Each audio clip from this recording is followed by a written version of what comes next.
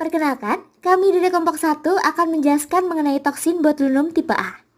Di sini akan diperdengarkan paparan lengkap mengenai toksin botulinum tipe A, termasuk identitas toksin, jenis dan asal, fungsi, awal pengembangan, mekanisme kerja, efek negatif, hingga proses produksi toksin botulinum tipe A. Terima kasih kepada Ibu Apoteker Dr. Renat Caturyani, Sarjana Sains Master of Science, sebagai dosen pembimbing dan dosen pengampu mata kuliah Biologi Sel Farmasi. Selamat mendengarkan.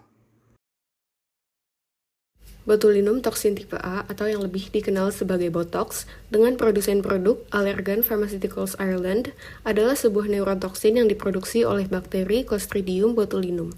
Toksin ini digunakan secara komersial dan medis untuk berbagai tujuan yang dipreparasi melalui fermentasi laboratorium kultur C. botulinum yang diikuti dengan penguraian dan pengenceran dengan albumin serum manusia.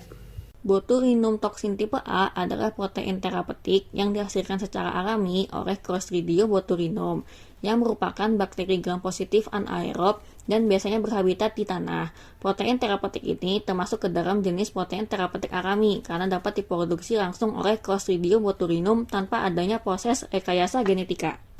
Protein botulinum toksin tipe A berfungsi sebagai pengobatan gangguan kontraksi otot, juga menghilangkan kerutan pada wajah dengan cara memblokir sinyal dari syaraf ke otot, sehingga otot tidak dapat berkontraksi dan membuat kerutan menjadi rileks serta lebih lembut. Lalu digunakan juga dalam berbagai kasus nyeri, seperti pengobatan migrain kronis. Dalam uji klinis terkontrol menunjukkan efikasi untuk nyeri neuropatik postparetic facial synkinesis. Salah satu produsen toksin botulinum tipe A, Allergan, mematenkan proses produksi dengan memerhatikan beberapa parameter, seperti konsentrasi nutrien, pH, dan temperatur proses fermentasi. Berikut ini langkah-langkah produksi secara garis besar. Proses produksi botulinum toksin tipe A sebagai berikut. Langkah awal dilakukan pembuatan medium pertama dan kulturisasi untuk membiakkan bakteri Clostridium botulinum. Pastikan agar kondisi yang diciptakan memungkinkan bakteri untuk dapat tumbuh dan berkembang biak. Lalu, dilakukan pembuatan medium kedua untuk proses fermentasi produksi toksin, termasuk inokulasi atau pemindahan medium kedua dari medium pertama dan kulturisasi untuk menghasilkan toksin botulinum tipe A.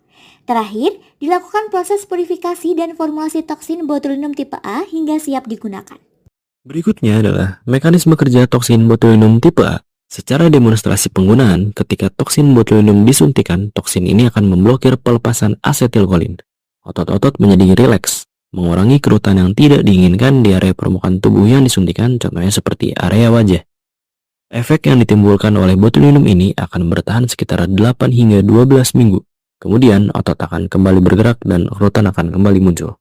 Secara internal, pemberian toksin botulinum secara intramuskular menyebabkan kelumpuhan otot dengan menghambat pelepasan asetilkolin dari neuron motorik presinaptik. Rantai berat toksin mengikat secara selektif pada permukaan presinaptik neuron kolinergik dengan cara yang tidak dapat diubah.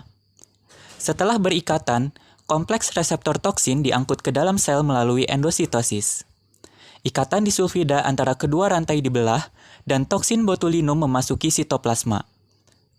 Rantai ringan secara khusus berinteraksi dengan protein SNAP25, VAMP, serta sinaptobrevin di terminal saraf untuk memblokir pengikatan vesikula asetilkolin dengan membran sel dan mencegah pelepasan neurotransmitter tersebut.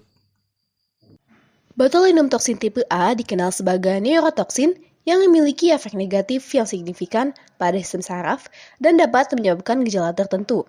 Efek negatif yang dapat ditimbulkan yaitu kelumpuhan. Kelumpuhan dapat terjadi karena botulinum toksin tipe A menghambat pelepasan neurotransmitter seperti asam amino yang penting untuk mengaktifkan otot. Dalam kasus kelumpuhan yang parah, gagal pernafasan juga dapat terjadi. Efek negatif lainnya yaitu reaksi alergi. Reaksi alergi yang muncul memiliki spektrum gejala yang luas berupa edema, eritema, hingga kemerahan yang terbatas pada lokasi injeksi atau pengaplikasian.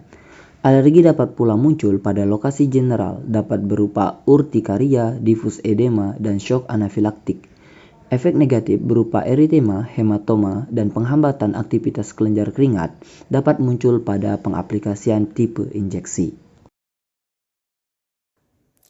Sekian dari kelompok kami, terima kasih.